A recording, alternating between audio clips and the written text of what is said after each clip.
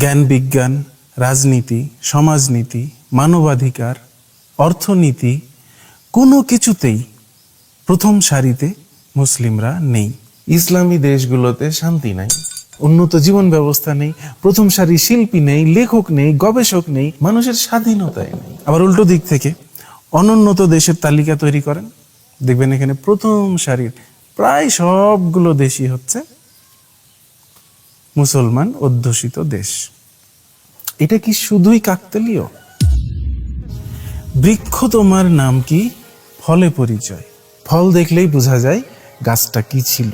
ইসলাম এখন পর্যন্ত কোনো ভালো ফল দান করেছে এরকম কোনো একটা উদাহরণ আমাকে দেখাতে পারবেন? যার ফল ভালো না সেই বৃক্ষটা কিভাবে ভালো হতে পারে একটু বুঝাবেন আমাকে প্লিজ। এই দেশগুলোর অনুন্নত হওয়ার পেছনে ইসলামের কোনো ভূমিকা নেই, এই কথা যদি আপনি চোখ বন্ধ করে বলে দিতে পারেন তাহলে আপনি আসলে অন্ধ। আসুন জেনে নেওয়া যাক মুসলিমরা কেন কোনো উন্নত জাতি বা দেশ গঠন করতে পারে না। গোটা পৃথিবী ভর্তি এত বিলিয়ন মুসলিম, অথচ একটাও উন্নত মুসলিম জাতি নেই। কেন নেই? কেন?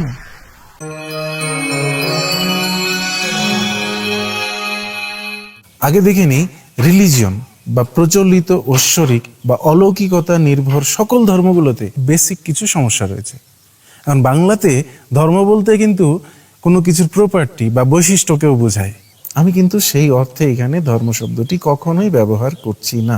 এমনকি অলৌকিকতাবিহীন শুধুমাত্র কালচারাল ধর্মগুলোকেও আমি হিসাবের বাইরে রেখে দিচ্ছি।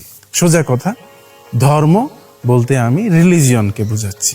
প্রথম কথাই হলো প্রতিটি ধর্মই ইমপ্র্যাকটিক্যাল, এগুলোর কোনো প্র্যাকটিক্যাল ব্যবহার নাই। ধর্মের বাস্তবিক কোনো রকম কোনো ব্যবহার নেই। দ্বিতীয় কথা হলো এটা ইললজিক্যাল। তৃতীয় কথা হলো আপনার চিন্তা ভাবনার মতো করে বাইরের পৃথিবী কখনোই পরিবর্তিত হয় না, বরং উল্টোটা, বাইরের পৃথিবী অনুযায়ী আপনার চিন্তা ভাবনাকে পরিবর্তন করতে হবে। Your faith cannot be reality. তাহলে তো আগডুম বাগডুম ঘোরাডুম যাই বিশ্বাস করতাম পৃথিবী এরকম আগডুম বাগডুম ঘোরাডুম হয়ে যেত। বাস্তবতা সম্পর্কে জানতে হলে আপনাকে বাস্তবতা নিয়েই গবেষণা করতে হবে। কোনো গুহায় বসে ধ্যান করে আপনি বাস্তবতা সম্পর্কে জানতে পারবেন না, কিংবা পৃথিবীতে ছড়িয়ে ছিটিয়ে থাকা হাজার হাজার ধর্মের লোক কোন ধর্মের লোক কি বিশ্বাস করে সেইটা নিয়ে গবেষণা করে আপনি বাস্তবতা সম্পর্কে ধারণা পাবেন না। বাস্তবতা জানতে হলে আগে জানতে হবে বাস্তবতা কিভাবে কাজ করে। 4 নম্বর কথা হলো এটা অযথা অনর্থক এবং খুব হিংস্রভাবে মানুষকে ডিভাইড করে, মানুষে মানুষে ভেদাভেদ তৈরি করে। It divides people unnecessarily that often leads to conflicts and war. পঞ্চম কথা হলো এটা জাস্ট ওয়েস্ট অফ টাইম, আপনি আপনার সময় নষ্ট করছেন, এছাড়া আর অন্য কিছুই করছেন না। And number 6, it creates mental illness. এটা আপনার মধ্যে এক ধরনের মানসিক অসুস্থতা তৈরি করে। You are continuously hallucinating. আপনি কন্টিনিউয়াসলি সর্বদা সর্বক্ষণ একটা হ্যালুসিনেশনের মধ্যে থাকছেন। That someone is observing you. এটা অবশ্যই আপনাকে মানসিকভাবে নেগেটিভলি অ্যাফেক্টেড করছে। সকল ধর্মেই এই সমস্যাগুলো কম বেশি আছে, তবে ধর্মের সমস্ত নেগেটিভ দিকগুলো একসাথে এসে প্রকটভাবে জমা হয়েছে ইসলামের মধ্যে। এইটার কোনো সংস্কারও করা হয়নি এখন পর্যন্ত, তাই কোনো উন্নত জাতি গঠন করাও সম্ভব হয়নি কোনো মুসলিম অধ্যুষিত অঞ্চলে এখন পর্যন্ত। এক্স্যাক্টলি কিভাবে ইসলাম বাধা দান করে উন্নত জাতি গঠন করতে, আসুন জেনে নেওয়া যাক। প্রথম কথা হলো ইসলাম শৈশবেই আমাদের রিজনিং ক্যাপাসিটি বা যুক্তিবোধকে একেবারে নষ্ট করে দেয়। যে শিশুগুলো জিনিসপত্র আচার মেরে বস্তুর গতি প্রকৃতি বা মধ্যাকর্ষণ নিয়ে খেলা করছে, এক্সপেরিমেন্ট করছে, এভাবেই তাদের মধ্যে যুক্তিবোধ তৈরি করার চেষ্টা করছে, সেই ছোট্ট শিশুগুলোকেই কিছুদিন পরে আপনারা সেখান সবকিছু আল্লাহ করছে, তার হুকুম ছাড়া গাছের পাতাও নড়ে চড়ে না। দিলেন তো তার সমস্ত ক্রিয়েটিভিটি, তার যৌক্তিক চিন্তা ভাবনাকে মোহর মেরে দিলেন। এই শৈশবেই তাকে একটা মানসিক ঘোরের মধ্যে আপনারা ঠেলে দিচ্ছেন। সে সারাক্ষণ কল্পনা করছে কেউ তাকে দেখছে, তারা কেউ মনে মনে কল্পনা করবে মুনকার নাকির বসে আছে তাদের কাঁধে, ইসরাফিল সিংহা নিয়ে বসে আছে, ফু দিলেই দুনিয়া খতম ভাই। আজরাইল সাহেব আশেপাশেই ঘোরাঘুরি করছে, যে কোনো সময় একেবারে জান কবজ করে ফেলবে। ওদিকে মিকাইল, সে আবার ছড়ি নিয়ে দৌড়াদৌড়ি করছে, মেঘদেরকে তাড়িয়ে নিয়ে বেড়াচ্ছে, ভেড়া চড়ানোর মতো করে মেঘকে চড়িয়ে নিয়ে বেড়াচ্ছে। কি অদ্ভুত সব চিন্তা ভাবনার মধ্যে তাকে ফেলে দিচ্ছেন। এই কন্টিনিউয়াস একটা হ্যালুসিনেশনের মধ্যে তাকে ডুবিয়ে রাখেন। তাদের মধ্যকার সমস্ত রকম যুক্তিবোধ, ক্রিয়েটিভিটি সবকিছু তো হারিয়ে গেলই, তারা ধীরে ধীরে মানসিক রোগীতে রূপান্তরিত হবে।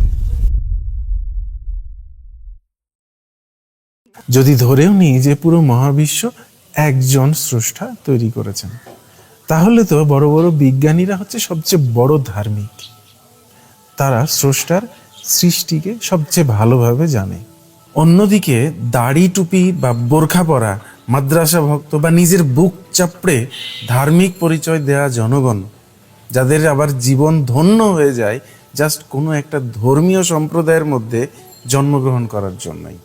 আপনারা তো স্রষ্টার সৃষ্টি সম্পর্কে কিছুই জানেন না। যে সৃষ্টি সম্পর্কে জানেন না, সে স্রষ্টা সম্পর্কে কি জানবে? আর সেটা আপনাদেরকে জানাতে পারে একমাত্র বিজ্ঞান। ব্ল্যাক হোল ভিজুয়ালি দেখার আগেই বিজ্ঞানীরা অনুমান করেছিল যে ব্ল্যাক হোল বলে কিছু আছে। অর্থাৎ ব্ল্যাক হোল প্রথমত থিওরিটিক্যালি আবিষ্কৃত হয়েছে, পরবর্তীতে সেটা ভিজুয়ালি দেখা হয়েছে। কারণ বিজ্ঞানীরা জানে ইউনিভার্স কিভাবে কাজ করে, ইউনিভার্সের বেসিক স্ট্রাকচার কীরকম, ফান্ডামেন্টাল রুলসগুলো কি, সেটা বিজ্ঞানীরা জানে।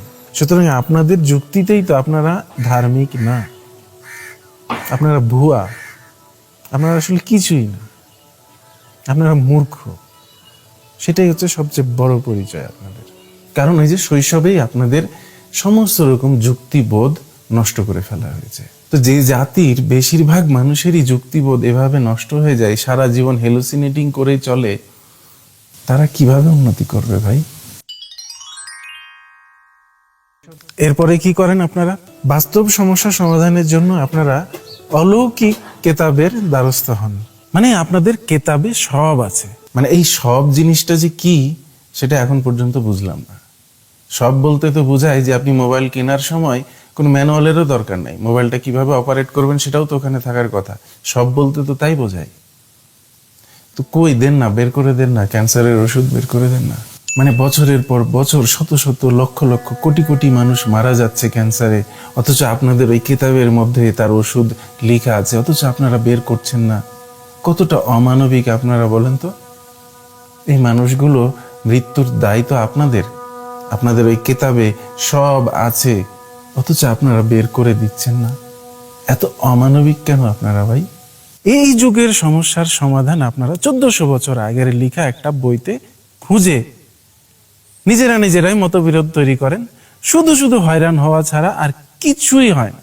কেউ বলে যে না এটা ঠিক, কেউ বলে না ওটা ঠিক। সবাই তাদের নিজের যুক্তির পক্ষে সাপোর্ট পেয়ে যায় একটা বই থেকে, অর্থকে এদিক সেদিক করে ওলট পালট করে শুধু শুধু নিজেদের মধ্যে কিছুক্ষণ কামড়াকামড়ি করেন। তুই সহি না, আমি সহি, ও সহি না, ও সহি। মানে কে আসলে সহি সেটা নিয়ে আপনারা নিজেদের মধ্যে গুতাগুতি করা ছাড়া আর কিছু করতে পারেন না। যেটা নেই সেটাকে আপনারা মাটি খুঁড়ে বের করার ব্যর্থ একটা প্রচেষ্টা চালিয়ে যান। অথচ আপনাদের আধুনিক বিজ্ঞানের দ্বারস্থ হওয়ার কথা ছিল। বিজ্ঞান হচ্ছে সমস্ত মানুষের একেবারে জমা করা পরীক্ষিত একটা জ্ঞান, যেটা আপনার কাজে লাগবে, বাস্তব কাজে লাগবে। বিজ্ঞান হচ্ছে মানুষের সমন্বিত পরীক্ষিত জ্ঞানের ভান্ডার, এবং সেখানে আপনি নিজেও কন্ট্রিবিউট করতে পারেন। এখানে কোনো সীমাবদ্ধতা নেই, পৃথিবীর সমস্ত মানুষের কন্ট্রিবিউশন এখানে আছে। সুতরাং এটা পৃথিবীর সমস্ত মানুষের সর্বোচ্চ জ্ঞানের ভান্ডার। এর বাইরে তো আপনার ইচ্ছা করলেও যেতে পারবেন না। আপনারা শুধু ভাব নিতে পারবেন আপনারা সব জানেন, কিন্তু আসলে নাই, এর বাইরে মানুষের জ্ঞান নেই। বিজ্ঞানের বাইরে মানুষের জ্ঞান নাই। এর বাইরে যা কিছু আছে জল্পনা কল্পনা, হাইপোথিসিস, এটা সেটা, এগুলো কল্পনা, এগুলো হচ্ছে বিশ্বাস। মুসলিমস হেট সায়েন্স। তারা মনে করে যত কম জানা যায় এবং যত বেশি মানা যায় ততই ভালো। আপনারা শুধুই 1400 বছর আগের বই হাতড়েই মরেন, কিন্তু বিজ্ঞানের দ্বারস্থ হন না, যে কারণে আপনাদের উন্নতিও হয় না। খুব সোজা।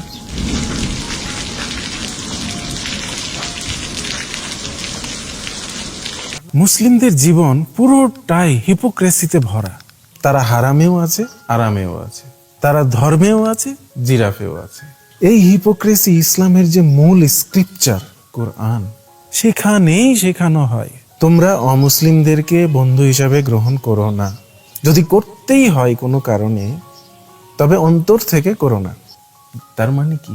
অর্থাৎ ওপর জাস্ট বন্ধুত্বের ভান করো, অভিনয় করো, এবং যখনই সময় আসবে তখন বিশ্বাসঘাতকতা করো। মুসলিমদের প্রাত্যহিক জীবনেও হিপোক্রেসিতে ভরা। এরা চিকিৎসা করতে ডাক্তারের কাছে হসপিটালেও যাবে, যে আবার দোয়া তাবিজও করতে বলবে, এবং ডাক্তারদের সেবা শুশ্রূষার কারণে যখন সুস্থ হয়ে যাবে পুরো ক্রেডিট দিবেন কাকে? কার কারামতি? আল্লাহ সুস্থ করছে, দোয়ার কারণে সুস্থ হয়েছে, এবং তারা আলহামদুলিল্লাহ বলবে, অর্থাৎ সমস্ত প্রশংসা তখন চলে যাবে কার কাছে? আল্লাহর কাছে। তো দোয়ার কারণেই যখন সুস্থ হবে, কেন বাবা কষ্ট করে হসপিটালে যাও, ডাক্তারের কাছে যাও? ঘরে বসেই তো দোয়া করা যেত। আল্লাহ তো ঘরে বসেই দোয়া শোনে। দোয়া শোনার জন্য তো হসপিটালে যাওয়ার দরকার ছিল না। যদি দোয়ায় কাজ হতো তাহলে তো ডাক্তারের কাছে যাওয়াই লাগতো না, কারণ নিজের সুস্থতার জন্য কে না দোয়া করে বলেন? কাজ হয়। সুতরাং ওইসব ওই দোয়া তাবিজ না করে বরং একটু হাঁটাহাঁটি করেন, নিজের কাজে লাগবে। দোয়া করে অন্য ঘরের ভিতরে এসে হাজির হবে না, তাদেরকে কাজকর্ম করেই খেতে হয়। আপনারা খুব ভালো করেই জানেন কাজ হয় না, কিন্তু তারপরেও দোয়া করা ছাড়তে পারেন না। ওই যে হিপোক্রেসিতে ভরা একটা জীবন, আপনারা বাধ্য হিপোক্রেসিতে ভরা জীবন যাপন করতে। যখন প্রয়োজন পড়বে এরা তখন সবকিছুই করবে, তখন যে কোনো কিছুই এদের কাছে জায়েজ হয়ে যায়, সমস্ত হারামি হালাল হয়ে যায়। সারা দিন নিজেকে আপদমস্তক জড়িয়ে মুড়িয়ে চকলেটের মতো করে বেঁধে সেন্ধে বাংলাদেশে চলাফেরা করেন, কিন্তু পাশের হিন্দু দেশ যখন যান তখন ইমিগ্রেশন অফিসার বলবে হিজাব খুলে ফেলেন, পটাফট হিজাব খুলে ফেলেন পরপুরুষের সামনে। তখন আর ধর্ম অধর্ম হয়ে যায় না। মুসলমানদের ঘরের জীবন আর বাইরের জীবন পুরো আলাদা। এটা অনেকটা এরকম, বাইরে ফিটফাট আর ভিতরে সদরঘাট। এখানেও হিপোক্রেসি। ইসলামের একটা প্রধান অনুষঙ্গ হচ্ছে গে অথবা সমকামীদেরকে ভৎসনা করা, তাদেরকে প্রচন্ডভাবে ঘৃণা করা। এটা তাদেরকে করতেই হবে, সম্পূর্ণরূপে হারাম। অথচ এই হুজুররাই হচ্ছে পুটু মারার ওস্তাদ। প্রায় প্রতিদিনই আপনারা পেপার পত্রিকা খুললে দেখবেন এই কোনো না কোনো মাদ্রাসার হুজুর ছাত্রদের পুটু মেরে দিয়েছে, বলাৎকার করে, ধর্ষণ করে।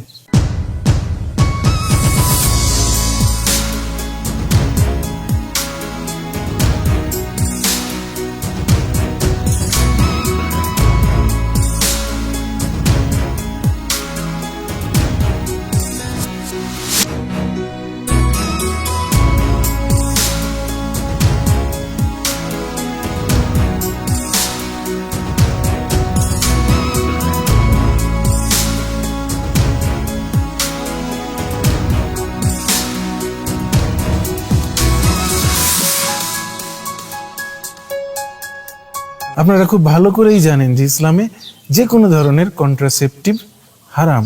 নবী সাল্লাল্লাহু আলাইহি সাল্লামের কাছে তার সাহাবীরা এসেছিল যে যুদ্ধলব্ধ নারীদের সাথে সহবাস করার সময় তারা কি আজল করবে কি না। সাহাবীদের বিবেকে একটু বাজছিল, কারণ পাশেই তাদের স্বামীদেরকে আটকে রেখেছে আর তার পাশেই তাদের স্ত্রীকে তারা ধর্ষণ তো বলা যাবে না, সহবাস করছে, বৈধ সহবাস। আজল হচ্ছে তারা তাদের বীর্য যোনির মধ্যে না ফেলে বাইরে ফেলবে। এটা ছিল তখনকার যুগের এক ধরনের কন্ট্রাসেপটিভ, যাতে গর্ভবতী না হয় মেয়েটি। নবী সাল্লাল্লাহু আলাইহি ওয়াসাল্লাম স্ট্রংলি সেটা নিষেধ করেছেন, না আজল করতে হবে না। কে জন্ম লাভ করবে কে করবে না এটা তো আল্লাহর হাতে, সেখানে মানুষের হস্তক্ষেপ করা চলে না। আপনারা তো প্রতিনিয়ত সেই আল্লাহর ইচ্ছায় হস্তক্ষেপ করে যাচ্ছেন কন্ট্রাসেপটিভ ব্যবহার করে। তা না হলে এতদিনে তো বাংলাদেশে পা রাখারও জায়গা পাওয়া যেত না। মুসলিমদের হিপোক্রেসি শেষ নাই। এদের ধর্মে আছে পরিচ্ছন্নতা ইমানের অঙ্গ, অথচ যে কোনো মুসলিম দেশে যান আপনি দেখবেন যে পুরো গার্বেজ চতুর্দিকে। আপনি ঢাকার দিকে তাকান, পুরো ঢাকা শহর হচ্ছে একটা বড় ডাস্টবিন। সমস্ত মানুষগুলো ডাস্টবিনের মধ্যে বসবাস করছে, কোনো রকমে ডাস্টবিন থেকে কিছু ময়লা হয়তো সরিয়ে একটা করে বাড়ি বানিয়ে রেখেছে। যে কোনো মুসলিম দেশে যান আপনি কাছাকাছি একই চিত্র দেখতে পারবেন। প্রতিটি মুসলিম দেশ মানে হচ্ছে নোংরা দেশ, অথচ এদের ধর্মে নাকি লেখা আছে যে হচ্ছে পরিষ্কার পরিচ্ছন্নতা ইমানের অঙ্গ। সেই হিসাব করলে তো গোটা পৃথিবীর কোনো মুসলমানেরই ইমান নাই।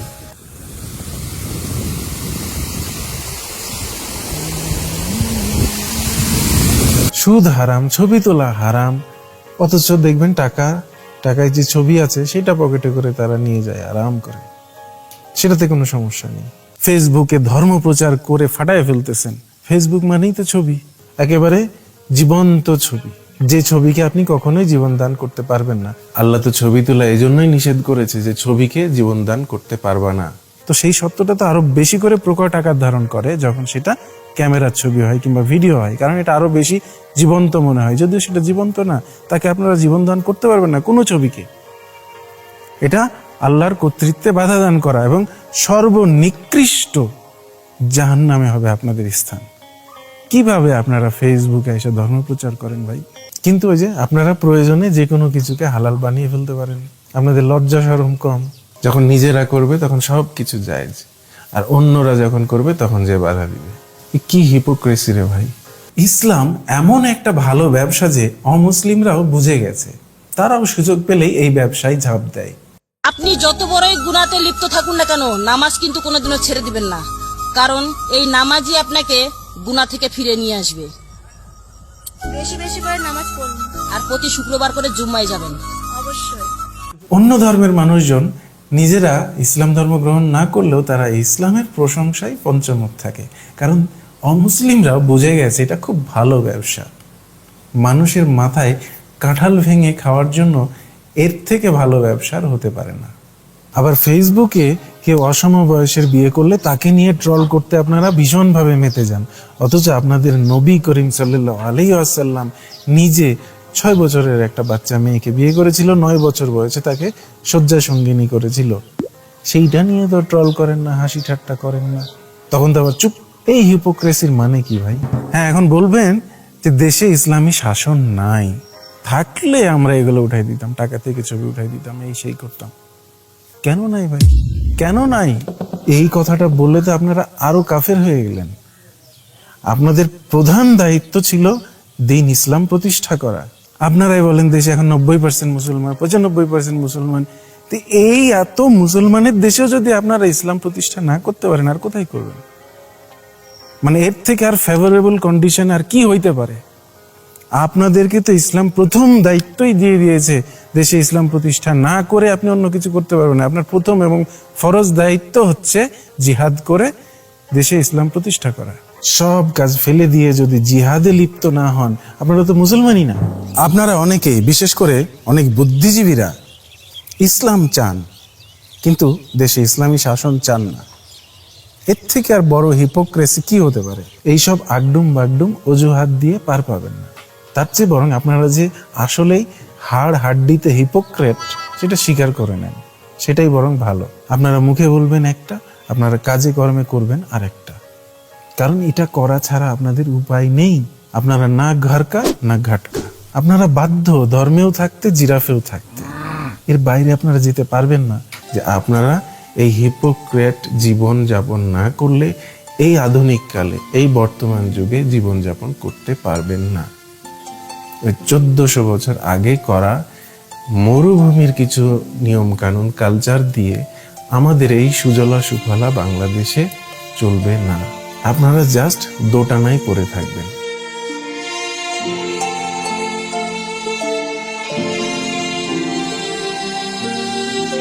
মুসলিমরা সারাক্ষণ দোটানার মধ্যে থাকে, সারাক্ষণ সিদ্ধান্তহীনতার মধ্যে থাকে, কোনো স্থির সিদ্ধান্ত নিতে পারে না। মানে ইসলাম টানে একদিকে, কিন্তু জ্ঞান বুদ্ধি বিবেক অন্যদিকে টানে। এরা কথায় কথায় বলবে ইসলামী দেশগুলো মহান, কিন্তু নিজে অথবা নিজের সন্তানকে তারা পাঠাবে ইহুদি নাসারাদের দেশে।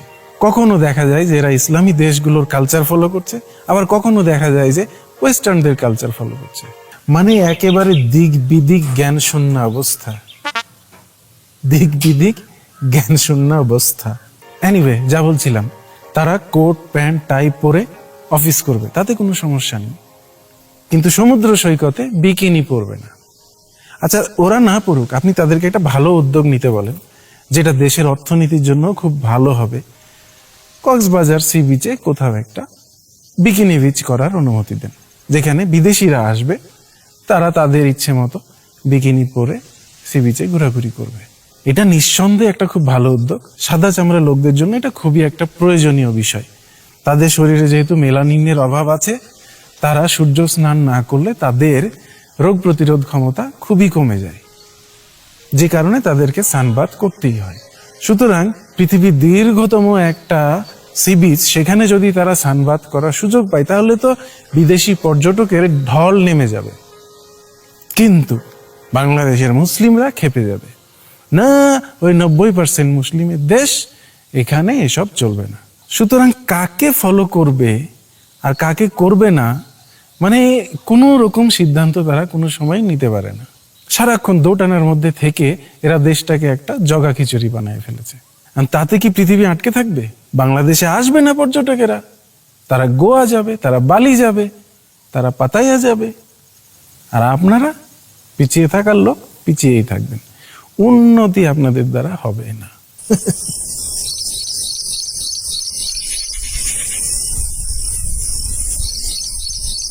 এরপরের যে গুরুত্বপূর্ণ একটা বিষয়, সেটি হচ্ছে নারীর অংশগ্রহণ নাই। আপনাদের অর্থনীতিতে আপনাদের জনগণের প্রায় অর্ধেক অংশের, অর্থাৎ নারীদের কোনো অংশগ্রহণই নাই। উন্নতি কোত্থেকে আসবে? আপনাদের ইসলামের হাস্যকর নারীর সম্মান, নারীকে আপাদমস্তক ঢেকে ডাস্টবিন বানিয়ে, বস্তা বানিয়ে আপনারা নারীকে সম্মান দিয়েছেন। আপনারা নারীকে কখনো শয়তানের সাথে তুলনা করবেন, ঘোড়ার সাথে তুলনা করবেন। হাস্যকর আপনাদের এই সম্মান।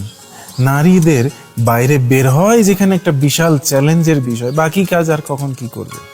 আর মেয়েরা যদি বাইরে না যায়, মানুষের সাথে না মিশে, বাস্তব পৃথিবীর সাথে না মিশে, শুধুমাত্র ঘরের এক কোণে আটকে থেকে কিভাবে স্মার্ট হবে? আর নারীরা স্মার্ট না হলে স্মার্ট মা পাবেন কোত্থেকে? আর মায়েরা যদি স্মার্ট না হয় তাহলে স্মার্ট জাতি পাবেন কোত্থেকে? হয় না, পাবেন না। এই সাইকেলের মধ্যেই আপনারা ঘুরপাক খেতে থাকবেন, আপনাদের আর উন্নতি হবে না। এরপরের একটা বিষয় হচ্ছে, মুসলিমরা আইন, অপরাধ, পাপ এই জিনিসগুলোর পার্থক্য বুঝে না, সবকিছুরে গুলায় ফেলে।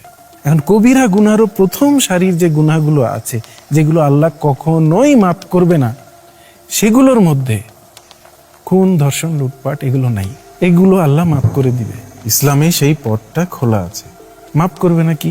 শিরক, আল্লাহর সাথে অন্য কোনো কিছুকে শামিল করা যাবে না, তুলনা করা যাবে না।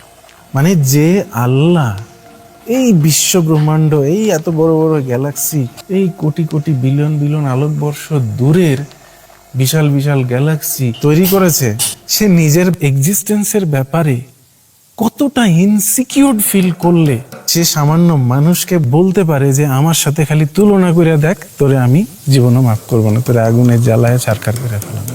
এটাই সবচেয়ে বড় অপরাধ, যেটার কোনো ক্ষমা নেই। সুতরাং দেখা যাচ্ছে যে আইনের চোখে যেটা খুবই গুরুতর অপরাধ, মুসলমানদের কাছে সেটা খুবই হালকা ব্যাপার। তারা ওইটা করার পরে কিছুদিন পরেই আল্লাহর কাছে কান্নাকাটি করে মাফ পেয়ে যাবে। বিভিন্ন রকম মাসালা আছে, সেগুলো করলেই মাফ পেয়ে যাবে। বিভিন্ন স্পেশাল রজনী আছে, সেগুলোতে যদি ইবাদত বন্দেগী করে মাফ পেয়ে যাবে। যেগুলো বড় বড় অপরাধ, মানুষের চোখে বিশাল অপরাধ, সেগুলো তাদের কাছে কিছুই না। আবার ইসলামের দৃষ্টিতে যেটা অমার্জনীয় পাপ, সেটা আইনের দৃষ্টিতে একেবারেই অপরাধ নাও হতে পারে। প্রায় সব দেশগুলো এইরকম হেভিজিভি কন্ডিশনের মধ্যে পড়ে থাকে। খুবই হাস্যকর না ব্যাপারটা? আপনারা এইসব পাপ, অপরাধ সবকিছু গুলায় ফেলেন, যে কারণে সামাজিক মূল্যবোধ রক্ষা করতে পারেন না। কোনটা আসলে সমাজের জন্য ভালো সেটা আপনারা নির্ধারণই করতে পারেন না। আপনারা কোনটাকে বেশি গুরুত্ব দিবেন, কোনটাকে কম দিবেন, সেটাও আপনারা বুঝে উঠতে পারেন না। এই মুসলিম জাতি হচ্ছে পুরো একটা কনফিউজড জাতি। নিজেরাই জানে না আসলে যে কি করা উচিত, কোনটা ভালো, কোনটা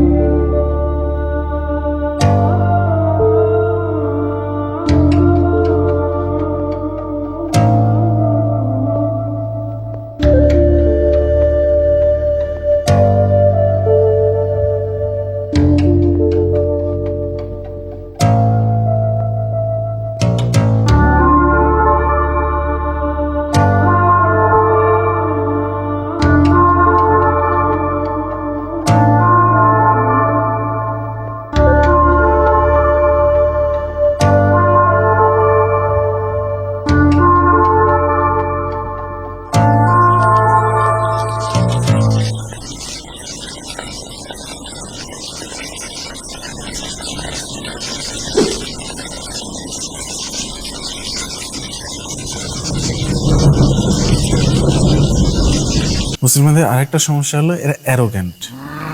এই অ্যারোগেন্সির অনেক কারণ থাকতে পারে, তবে এই অ্যারোগেন্সিটাকে তারা খুব সহজেই জাস্টিফাই করে ফেলে। নট অনলি জাস্টিফাই, তারা ইভেন এনজয়ও করে। কারণ আল্লাহ বলেছে কোনোভাবে কোনো মানুষের কাছে মাথা নত করা যাবে না, মাথা নত শুধুমাত্র আল্লাহর কাছে। সুতরাং এটা তাদের অ্যারোগেন্সিতে আরো উৎসাহ প্রদান করে। সুতরাং তাদের অ্যারোগেন্সি দেখাইতে কোনো বাধা থাকে না। সোজা কথা, কোনো মানুষকে তারা সেই পরিমাণ সম্মান করতেই চায় না। মানুষকে সম্মান করতে যে আবার কখন মাথা নত করা হয়ে যায় এই ভয়। সুতরাং মানুষকে সম্মান করা তাদের কালচারেই নাই। এই মুমিনরা কিন্তু প্রচন্ড রকম স্বার্থপর। এরা নিজেদের বেহেশত পাওয়ার জন্য যে কারো ওপর জুলুম অত্যাচার করতে পারে। এরা নামাজের সময় পুরো মার্কেট বন্ধ রাখতে পারে, রোজার সময় সমস্ত খাবারের দোকান বন্ধ রাখতে পারে, নারীদেরকে বাজারে যেতে বাধা দিতে পারে। এগুলো থেকে শুরু করে একেবারে সুইসাইড বম্বিং সবই তারা করতে পারে বেহেশত পাওয়ার আশায়। এগুলো করে যে তারা সবাইকে একসাথে নিয়ে বেহেশতে যাবে তা না, শুধু সে নিজে বেহেশতে যাবে বলে অন্যকে কষ্ট দিতে, অন্যের স্বাধীনতা হরণ করতে তাদের একটুও বাধে না। আল্লাহর আইন মানে মানুষ মানবে না কেন? মানতে হবে, মানতে বাধ্য, এটাই তাদের ধারণা। তার মানে তারা মনে করে যে মানুষের স্বাধীন ইচ্ছা শক্তি বা ফ্রি উইলে বাধা দান করার ক্ষমতা তাদের রয়েছে। 5 ওয়াক্ত আজান লাউড স্পিকারে দিয়ে মানুষকে জোর করে শোনানো, সেখানে অসুস্থ মানুষ থাকতে পারে, শিশু থাকতে পারে, এইসব তারা তোয়াক্কা করে না। দাওয়াত দেওয়ার ক্ষেত্রেও সেই একই ব্যাপার। মানুষের যে ফ্রি উইল আছে সেটাকে সম্মান জানানো, অন্যের স্বাধীনতাকে স্বীকার করে নেওয়া, এটা ইসলামের রীতি রেওয়াজের মধ্যে পড়ে না। এভাবেই ইসলাম খুব সূক্ষ্মভাবে মুমিনদের মধ্যে অন্যকে বাধ্য করার প্রবণতাকে ঢুকিয়ে ফেলেছে মগজে, মস্তিষ্কে। ফলে তারা স্বভাবতই খুব অ্যারোগ্যান্ট হয়, উদ্ধত আচরণ করে মানুষের সাথে। এই মুমিনরাই, সাধারণ মুমিনরা, সহজ সরল মুমিনরাই কিন্তু জঙ্গি তৈরি করার চারণভূমি। দেশ আলাদা হয়ে যায় কিন্তু মুসলিমদের এই আচরণ কোথাও পাল্টায় না, সেটা যে দেশেই যাক না কেন। এরা এত বেশি অ্যারোগ্যান্ট যে ইভেন এক মুসলিম আর এক মুসলিমরা সহ্য করতে পারে না। ইভেন মুসলিমরাও যখন বিধর্মীদের সাথে থাকে ওরা খুব খুশি থাকে, ভালো থাকে যে এই লোকগুলা খুব ভদ্র সভ্য, এদের সাথে থাকা যায়। এই অ্যারোগেন্সিটা যদি একটা ব্যাপক জনগোষ্ঠীর কমন বৈশিষ্ট্য হয় তাহলে সেই দেশের মানুষ কিভাবে উন্নতি করবে আমাকে বলেন তো। এবার আসেন, ইহকালের চেয়ে মুসলমানরা পরকালকে প্রাধান্য দেয় বেশি। মজার ব্যাপার হচ্ছে বেহেশতে গরিবরাই বেশি সংখ্যক থাকবে। তার মানে কি দাঁড়ালো? গরিবদের বেহেশত পাওয়ার চান্স বেশি। তো তাহলে আপনাকে কি হইতে হবে? গরিব হইতে হবে। তো তাহলে আর দুনিয়াদারি করে কি লাভ? নাকে তেল দিয়ে ঘুমান, কিছুদিন পরে আর তেল কিনারও টাকা থাকবে না, তখন নাকে তেল দেওয়া ছাড়াই ঘুমাবেন, ঘুমিয়েই থাকেন আপনারা। যত ঘুমাবেন তত দরিদ্র হবেন, আর যত দরিদ্র হবেন you will be the perfect candidate for the বেহেশত। পরকালে বেহেশতি যখন আপনার কাছে বেশি গুরুত্বপূর্ণ, এত উন্নতি ফুন্নতি দিয়ে কি করবেন বলেন? ঘুমান ঘুমান, ঘুমিয়েই থাকেন। এরপরের সমস্যা হলো এরা কর্মের থেকে তকদির অর্থাৎ ভাগ্যে বেশি পরিমাণ বিশ্বাসী। এরা শবে বরাতের রাতে সারা রাত কান্নাকাটি ইবাদত করেও এদের উন্নতি হয় না। আর যারা শবে বরাত তো পালন করেই না, শবে বরাত কি জিনিস সেটাও জানে না, তাদের উন্নতি ঠেকানো যায় না। রিজিকের মালিক আল্লাহ বলে হাত পা ছেড়ে বসে থাকে, সব আল্লাহ দিবে। এরা সব সময় মনে করে কোনো একদিন তারা আঙ্গুল ফুলে কলা গাছ হয়ে যাবে, কারণ আল্লাহ যারে দেয় তারে ছাপ্পর ফাইরা দেয়। সেই আশায় বসে থাকে কখন তারা আঙ্গুল ফুলে কলা গাছ হবে, তাদের ভাগ্য কখন খুলে যাবে। আর শেষমেশ যখন আল্লাহ না দেয় তখন কি করে? দুর্নীতি করা শুরু করে। বাংলাদেশে একটা কমন গল্প আপনি সচরাচর শুনতে পাবেন। এই অমুক লোক খুব দরিদ্র ছিল, হঠাৎ করে সে কেমন করে যে এত বড় লোক হইল। এই টাইপের লোকগুলো হচ্ছে অন্যান্য মানুষের কাছে উদাহরণ, হিরো। ওদেরকে তারা ঈর্ষা করে এবং নিজেরাও সুযোগের অপেক্ষায় থাকে কখন তারাও এরকম আঙ্গুল ফুলে কলা গাছ হয়ে যাবে, এবং কোনো না কোনো সময় তারা নিজেরাও দুর্নীতিতে জড়ায়। তারা কখনোই কর্ম করে উন্নতি হওয়ার চিন্তাটা করে না। তাহলে কেমন করে উন্নতি হবে ভাই? আপনাদের তো তকদিরে উন্নতি লেখা নেই।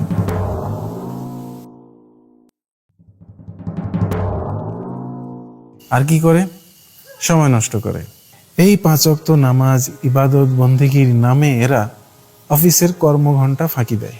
যে লোকটা বেকার থাকা অবস্থায় হয়তো মসজিদের ধারে কাছেও যাইতো না, সে কোনো রকম একটা চাকরি জুটিয়ে ফেললে, সেটা সরকারি হোক বেসরকারি হোক, তাকে আপনি মসজিদ ছাড়া পাবেন না। যে কোনো কাজের জন্য আপনি তার কাছে যাবেন, আপনাকে বসে থাকতে হবে, কারণ তারা নামাজে গেছে। মসজিদে গিয়ে দেখবেন শুধু ফরজ পড়ে তার এখন হয় না, সুন্নাত নফল টফল যা আছে সবকিছু তো পড়বেই। পড়া শেষ করে আবার বসে বসে তসবিহ গুনবে কিংবা বিড়বিড় করবে। তার যতক্ষণ ইচ্ছা সে ওখানে থাকবে। ইভেন তার বসও তাকে কিছু বলতে পারবে না। বললেই তখন কি হবে? ধর্মীয় অনুভূতিতে আঘাত দেওয়া হবে। এটা এমন একটা অজুহাত যে আপনি টু শব্দও করতে পারবেন না। ধর্মের নামে কিছু বললে কিন্তু খবর আছে। ফাঁকি দেওয়া খুব সোজা। আবার যতক্ষণ সে অফিসে বসে থাকবে ততক্ষণ কি মনে করছেন কাজ করবে? ধান্দা করবে সারাক্ষণ। সারা জীবন ঘুষ, দুর্নীতি, মারিং কাটিং যা খুশি করবে, টাকার পাহাড় জমাবে, তারপরে হজ করে দান খয়রাত করে এটা সেটা করে শেষ বয়সে সব মাপ পেয়ে যাবে, নিষ্পাপ হয়ে ফিরে আসবে। মাপ না পেয়ে যদি প্রায়শ্চিত্ত করার ব্যবস্থা থাকতো, মারিং কাটিং করে যা ইনকাম করেছে সারা জীবনে সবগুলো ফেরত দিতে হতো, তাহলে আর মানুষ দুর্নীতি করতো না। আর যে জাতির প্রায় প্রতিটি মানুষই দুর্নীতি করার আশায় ওঁত পেতে বসে থাকে কখন সুযোগ আসবে, সেই দেশে দুর্নীতি ঠেকানো ভাই সম্ভব না। আপনি যে সিস্টেমই করেন না কেন, সেই সিস্টেমকেই স্যাবোটাজ করতে পারে, সেই ক্ষমতা এদের আছে। ধর্মগুরুদের দৌরাত্ম্য। ধর্মগুরুরা শেষমেশ আপনাকে ধরাশায়ী করবেই। তাদের কাছে পুরো দেশবাসী বান্ধা। ধর্মের দোহাই দিয়ে আপনাকে যে কেউ ধরাশায়ী করে ফেলতে পারে। আপনি যত বড় ক্ষমতাবান হন, ইভেন আপনি প্রধানমন্ত্রীও যদি হন, ধার্মিকরা, ধর্মগুরুরা আপনাকেও বাটে পেয়ে বসবে। কোনোভাবে যদি তারা নাস্তিক ট্যাগ লাগায় দেয় একটা প্রধানমন্ত্রীকে, ওই প্রধানমন্ত্রীর আর ক্ষমতায় থাকা হবে না। পরের দিনই দেশের জনগণ তাকে টেনে হিঁচড়ে নামিয়ে দেবে। সুতরাং প্রধানমন্ত্রীও ধর্মগুরুদেরকে তোয়াজ করে চলে। সুতরাং কোনটা ভালো কোনটা মন্দ আলটিমেটলি এই সমাজে হুজুররাই নির্ধারণ করে দেয়। ভালো মন্দের মানদণ্ডটা এই ধরনের মূর্খ হুজুরদের হাত ধরে হয়। আর এই ধর্মীয় দৃষ্টিতে ভালো মন্দের মানদণ্ডের আবার কোনো মানদণ্ড নেই। ধর্মগুরুদের মধ্যেই হাজার বিভেদ। কেউ বলে এটা ভালো, কেউ বলে এটা ঠিক, কেউ বলে ওটা ভুল, কেউ বলে এটা বেদাত, কেউ বলে এটা সঠিক। সবাই নিজেকে সহি মনে করে, আবার সবাই অন্য আর একজনকে অসহি মনে করে। সবাই সবাইকে ছোট করার চেষ্টা করে। ইভেন মুসলিমদেরকে মুসলিমরাও পছন্দ করে না। মুসলিমদের সবচেয়ে বড় শত্রু মুসলিমরাই। আর নিষেধাজ্ঞার কোনো অভাব নেই। এই নিষেধাজ্ঞা, ওই নিষেধাজ্ঞা, এই করা যাবে না, ওই করা যাবে না, এটা বেদাত, এটা হারাম, এগুলো নিয়ে পড়ে আছে। মদ হারাম, সুদ হারাম, ছবি তোলা হারাম, জন্মদিন পালন করা হারাম, নাচ গান হারাম, 4টা খেলা বাদ দিয়ে বাকি সমস্ত খেলাধুলা হারাম, ভালোবাসা হারাম। মানে বিয়ের আগে ভালোবাসা যাবে না। ভালোবাসা দেখলেই হুজুরদের মাথা নষ্ট হয়ে যায়। কিন্তু আবার 4টা বিয়ে করা আরাম, ওটাতে সমস্যা নেই। শিশু বিয়ে করা সুন্নাত। জন্মদিবস পালন করলে শিরক হয়, মৃত্যু দিবস পালন করলে শিরক হয়, 26শে মার্চ পালন করলে শিরক হয়, 16 ডিসেম্বর পালন করলে শিরক হয়, 21শে ফেব্রুয়ারি পালন করলে শিরক হয়, কোন দিবস পালন করলে শিরক হয়, পহেলা বৈশাখ পালন করলে শিরক হয়। ওরে বাঙালি অজ্ঞ জাতি, ওরে বাঙালি অজ্ঞ জাতি, ওরে বাঙালি অজ্ঞ জাতি। মুসলিম হওয়া বাঙালির জন্য হারাম, বেদাত। বাঙালির মুসলিম হওয়ার কোনো কারণই নেই, ইসলামে সেই বিধানই নাই। আল্লাহ বলেছেন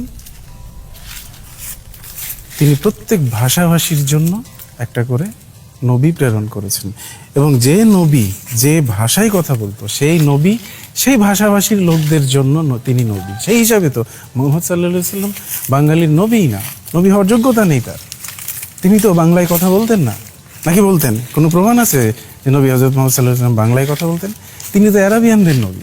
তা আমাদের নবী কই? কোনো বাঙালি নবীর নাম বলেন তো, একটা বাঙালি নবীর নাম বলেন তো। এই কারণেই আরাবিয়ানরা এই বাঙালিদেরকে মুসলিমই মনে করে না, এটার যথেষ্ট দালিলিক ভিত্তি আছে বলেই তারা করে না। তারা মিসকিন মনে করে, গরিব, ছোট লোক। আমাদের এখানকার এক বড় আলেম মাথার চুল কালো কালার করে, তা দেখে মূর্খ মানুষ বলে এত বড় আলেম, জি মাথার চুল কালো করা হারাম। বড় হুজুর হোক আর ছোট হুজুর হোক, ছবি দেওয়ালে লটকানো এবং ছবি তোলা, লটকানো হারাম, ঝুলানো হারাম। প্রয়োজন ছাড়া ছবি উঠানো যাবে না, জরুরি প্রয়োজন হতে হবে। আমি ব্যক্তিগতভাবে ছবি উঠাই না, আমাকে মাফ করবেন, আমি ব্যক্তিগতভাবে ছবি উঠাই না। ফেসবুক প্রোফাইলে ছবি আপলোড করার ব্যাপারে আপনার মতামত কি? জায়েজ নয়। অপ্রয়োজনীয় কোন ছবির অনুমোদন দেয় নাই, ছবি হারাম। আল্লাহ রাসূল স্পষ্টভাবে বিশেষ প্রয়োজন আপনি কিভাবে ডিফাইন করেন? বিশেষ জনাব ইসলামাবাদী বিশেষ প্রয়োজন কেমনে? আমি আপনি ফেসবুকে লাইভ করা বিশেষ প্রয়োজন, ক্ষেত্রে বিশেষ প্রয়োজন ফেসবুকে লাইভ আমরা করা। লাইভ করি না, সবাই করে না, যেসব বিশেষজ্ঞ ওলামা আপনি এখন টেলিভিশনে যে আছেন, আপনি এইটা কি বিশেষ প্রয়োজন? আমি আপনাকে বলি, যারা বিশেষজ্ঞ স্কলার, যারা শরীয়তের পরিপূর্ণ বিধান মানেন, ওলামায়ে কেরামের কোন লাইভ, কোন অনুষ্ঠান, কোন ছবি, কোন ফেসবুকে পত্রিকায় আপনি দেখবেন না। এই যে আপনার বক্তব্য এখন টেলিভিশনে প্রচার করা হচ্ছে, সেটি কি ইসলামে শরীয়ত সাপোর্ট করে বা বিশেষ প্রয়োজন বলে স্বীকৃত? আমরা যে প্রতিদিন এটা শরীয়ত সাপোর্ট করে না, এটা শরীয়ত সাপোর্ট করে না। কথা শুনেন, এটা শরীয়ত সাপোর্ট করে না। আমরা বক্তব্য শরীয়ত সাপোর্ট করে না, রাইট? আমার এই ভিডিও বক্তব্যের মাধ্যমে শরীয়ত সাপোর্ট করে না, শরীয়ত স্পষ্টভাবে বলছেন। সেক্ষেত্রে আল্লাহ পাকের যে শাস্তির বিধান আছে, আমরা মনে করি এটার জন্য আমাদেরকে আল্লাহর দরবারে জবাবদিহি করতে হবে। নামাজের মজা, জিকিরের মজা, তেলাওয়াতের মজা, ওয়াজ মাহফিল শোনার মজা, এগুলোতে মজা আছে না নাই? কথা বলেন, মজা আছে না নাই? গান শুনতে শুনতে গান।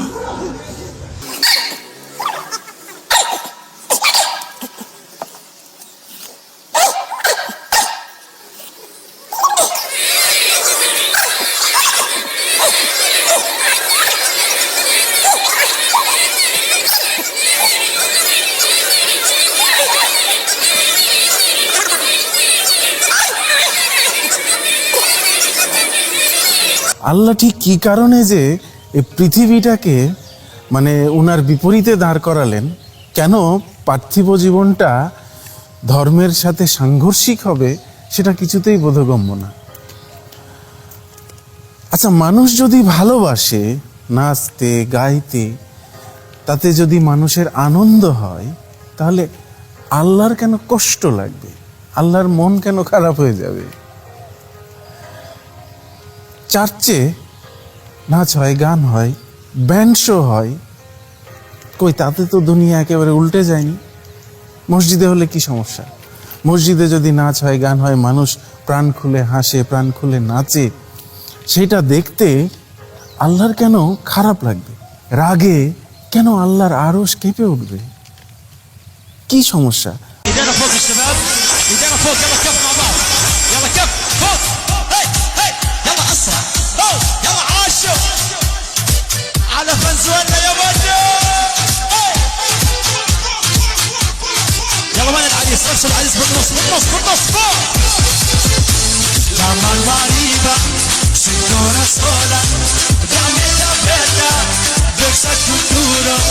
এই পার্থিব জীবনযাপন করার জন্যই যদি আল্লাহ মানুষকে পৃথিবীতে পাঠিয়ে থাকে, তাহলে এই পার্থিব জীবনযাপনটা করলে ধরলাম সে পার্থিব জীবনে একেবারে বুঁদ হয়ে গেল, মশগুল হয়ে গেল, সমস্যা কোথায়?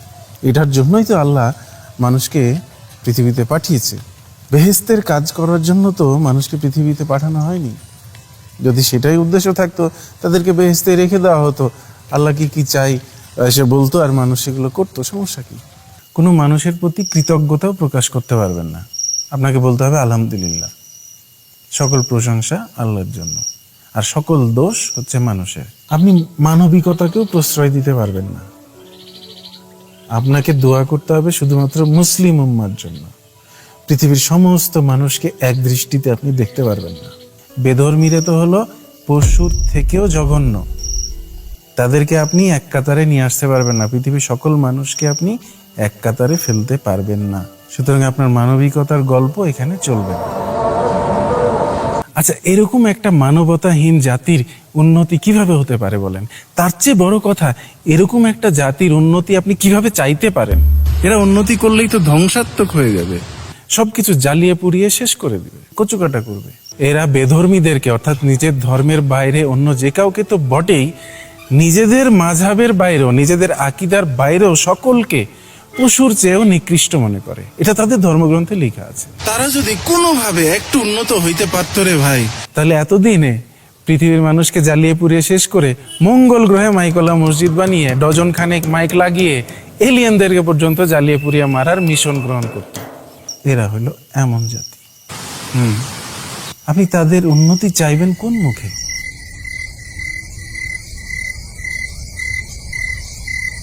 এরপরে এদের কমন বৈশিষ্ট্য হচ্ছে উৎকট যৌনতা। নারীর শরীর, নারীর স্তন, এগুলোকে এরা স্বাভাবিকভাবে নিতেই পারে না। নারী মানেই হচ্ছে তাদের কাছে অশ্লীলতা। নারীর শরীর, যৌনতা, এগুলো নিয়ে তারা বিকারগ্রস্ত। নারীকে, নারী শরীরকে বিন্দু মাত্র শ্রদ্ধা করে না। এলাকার মধ্যে কোনো মহিলা প্রবেশ করবে না।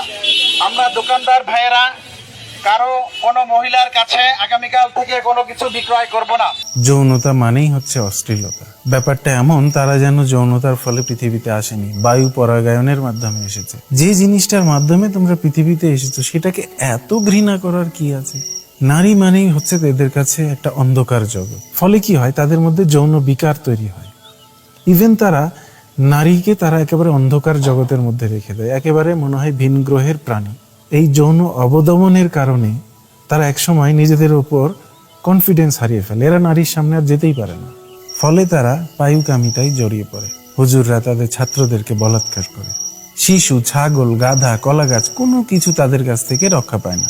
আফগানিস্তানের একটা উদাহরণ দিই আপনাদের। একজন এনজিও কর্মী যিনি আফগানিস্তানে কর্মরত ছিলেন, তিনি পরবর্তীতে একটা সাক্ষাৎকার দিয়েছেন। সে এনজিও কর্মী বলেছেন, আফগানি এক বাবা মা তার কাছে সাহায্য প্রার্থনা করেছে এই বলে যে তার ছেলের ঘরে কোনো বাচ্চা কাচ্চা আসছে না। তো পরবর্তীতে সেই এনজিও কর্মী সেই ছেলের সাথে আলাদাভাবে কথা বলেছেন, সেই ছেলের স্ত্রীর সাথে কথা বলেছেন। কথা বলে যা জানতে পেরেছেন শেষমেশ, সেটা হচ্ছে সেই ছেলে তার স্ত্রীর সাথে সারাক্ষণ সর্বদাই পায়ুকামিতায় জড়িত। সে শুধু ওটুকুই জানে, তার কাছে সহবাস মানে হচ্ছে যে ওই পায়ুকামিতাই, এর বাইরে সে যেতে পারে না, যেতে চায়ও না। তো সন্তান কোত্থেকে আসবে? আল্লাহ চাইলেও তো দিতে পারবে না। এই হচ্ছে মুসলিমদের যৌনতা। এরা সবসময় যৌন বাতিগ্রস্তও থাকে, আবার একই সাথে সেক্সুয়ালি ফ্রাস্ট্রেটেডও থাকে। এবং এই সব জিনিসপত্র তাদের কাজকর্মে তো অবশ্যই প্রভাব ফেলে। সুতরাং উন্নত কোনো সমাজ ব্যবস্থা এদের কাছ থেকে আশা করাই ভুল। মুমিন ভাইদেরকে বলছি, নারীর স্তনকে সম্মান করতে শিখুন, শ্রদ্ধা করতে শিখুন, প্র্যাকটিস করুন। এখন থেকে স্তন দেখা মাত্র সালাম দিবেন, সোজা লম্বা করে সালাম দিবেন। বুঝা গেছে?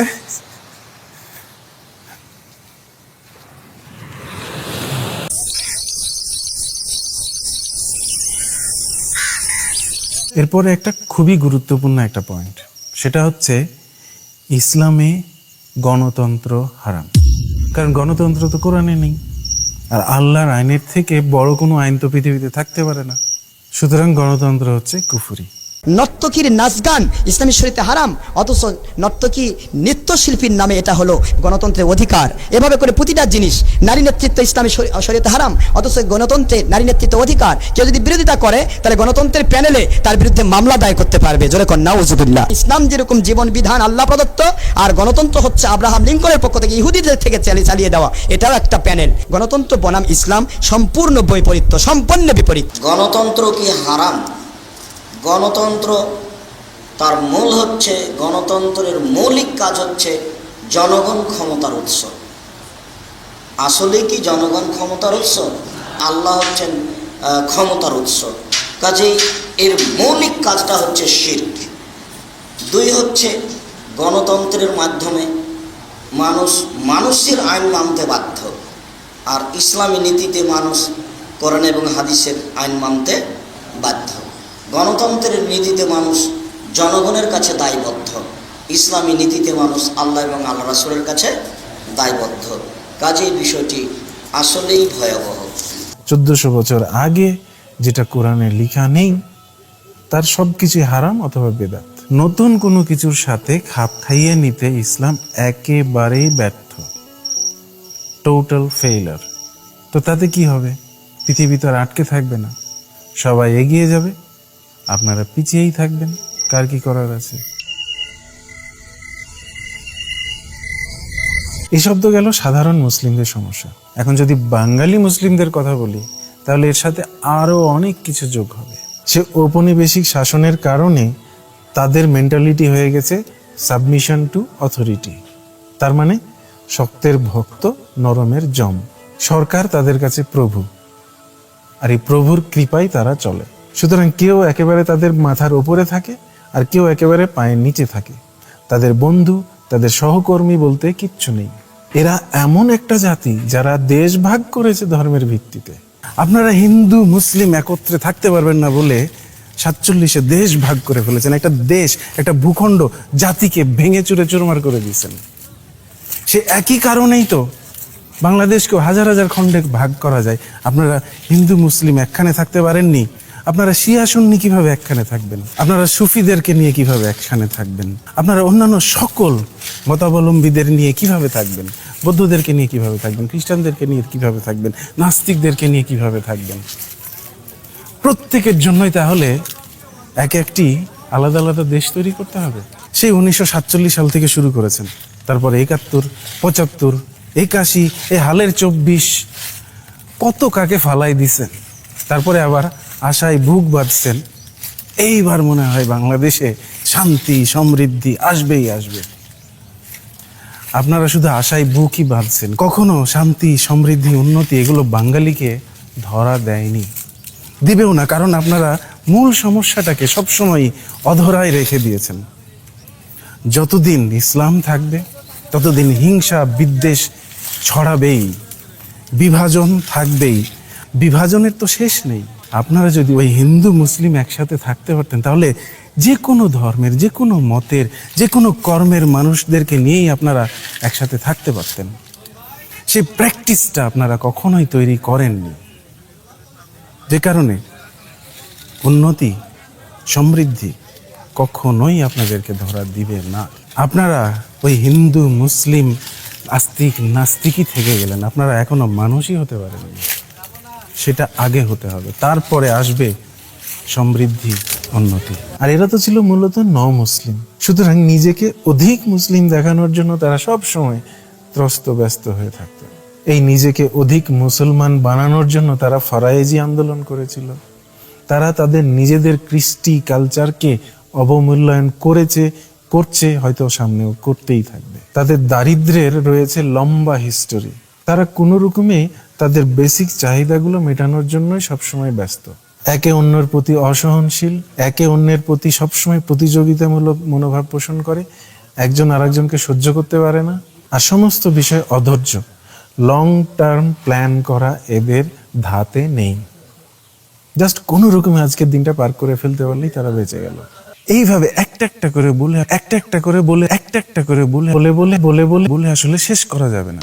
সুতরাং আর না বাড়ি, আজকে এখানেই শেষ করলাম, এখানেই শেষ করছি, এখানেই শেষ করছি। ধন্যবাদ। দেখা হবে তিতা টিভিতে, তিতা টিভিতে, তিতা টিভিতে। দেখ বিদিক জ্ঞান শূন্যাবস্থা, বাংলাতে কি এর চেয়ে বড় কোনো শব্দ আছে? সোজা সালাম দিবেন।